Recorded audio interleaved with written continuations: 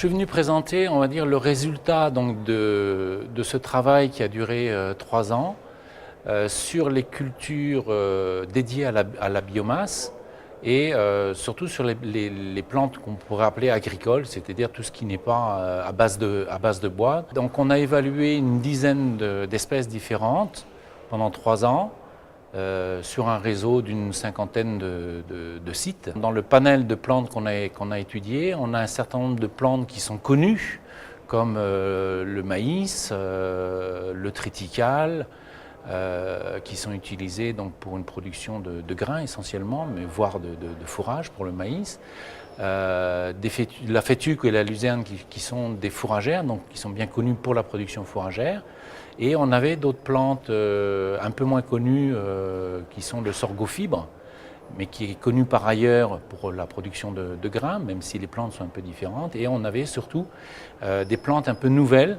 Alors, soit des plantes qui sont métropolitaines, comme la canne de Provence, et on avait affaire aussi à 2 plantes, alors qu'on pourrait dire exotiques, qui sont le miscanthus et le switchgrass. Le rendement médian, on va dire, se situe plutôt aux alentours de 15-16 tonnes de matière sèche pour ces plantes-là, par rapport à d'autres plantes comme le triticale qui ont des productivités un peu moindres, mais globalement très, très comparables. On n'a pas, à mon avis, une plante on va dire miracle, qui dépasse toutes les autres. On va avoir affaire à un ensemble de cultures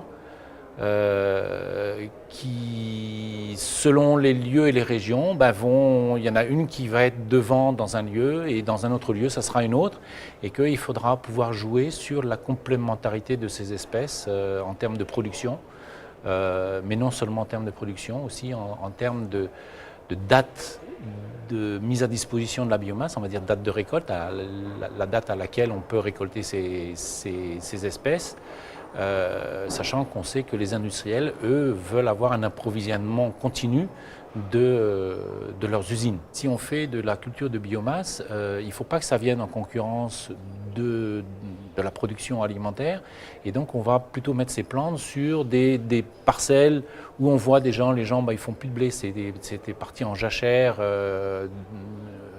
parce que c'était les moins bonnes terres, etc. Et c'est plutôt là où on s'aperçoit que là, les rendements ne sont pas au rendez-vous, quoi. Donc, mais que ce soit du blé ou du miscanthus, j'allais dire, si on est sur des mauvaises terres, il n'y a pas de miracle de toute façon. Néanmoins, ça peut être une utilisation quand même de ces terres à faible potentiel. Faire de la biomasse en disant mais je vais mettre 0 intrant et la nature va se débrouiller.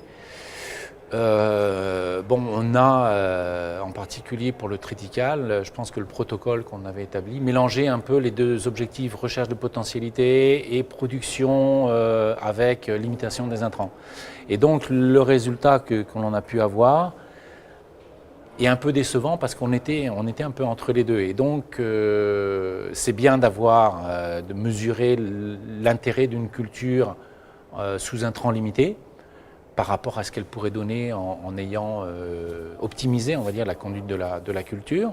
Malheureusement, dans le réseau, on n'avait pas forcément les parcelles côte à côte, donc c'est dans un lieu et dans un autre lieu. Donc on dit, oui, mais au niveau climat, sol, c'est pas tout à fait la même chose. Néanmoins, on essaye quand même, dans ces plantes à biomasse, à minimiser les intrants. Et sur le triticale en particulier, on s'aperçoit qu'on peut supprimer, on va dire, un certain nombre de traitements à partir du moment où on ne recherche pas la production de grains.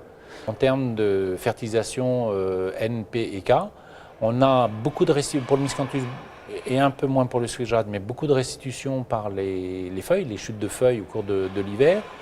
Et donc on pense qu'on a une espèce de turnover des minéraux qui fait que le système pourrait subvenir à ses besoins. C'est à vérifier dans le temps, chose que Régix n'a pas permis de faire. En 3 ans, on n'a pas le temps d'évaluer des effets à long terme. Mais de toute façon, on sait que ça ne sera pas tous les ans qu'on aura besoin d'apporter de l'azote, du P et du K pour des récoltes de fin d'hiver.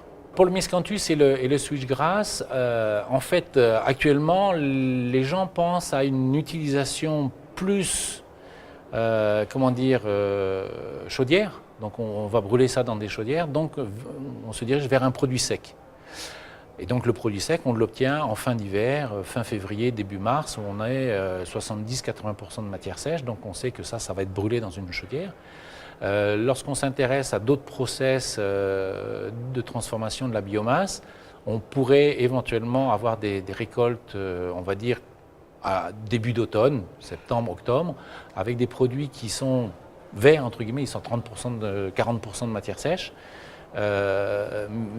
avec du coup un problème à régler qui est le problème de la conservation avant l'utilisation de ces plantes dans les process industriels. Les éleveurs, quand ils utilisent des fourragères, font de l'ensilage, donc on met une bâche et on a une fermentation anaérobie qui se produit, qui fait que le produit est stabilisé tant qu'on n'ouvre pas la bâche.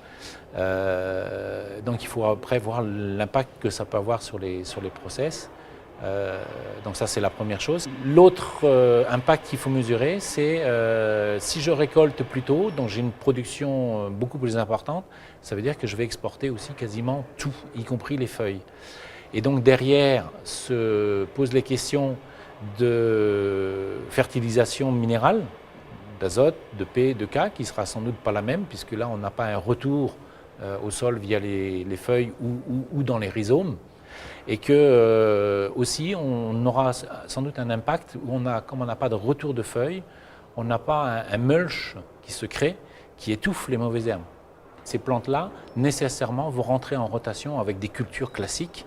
Le tout après est de pouvoir mesurer, on va dire, la part que ces plantes à biomasse peuvent prendre dans une exploitation agricole. Le fait que les biomasses pour les agriculteurs soient, on va dire, quelque chose de rentable, on peut penser qu'à terme de 5 à 10 ans, soit ça sera acquis, soit on ne l'aura jamais.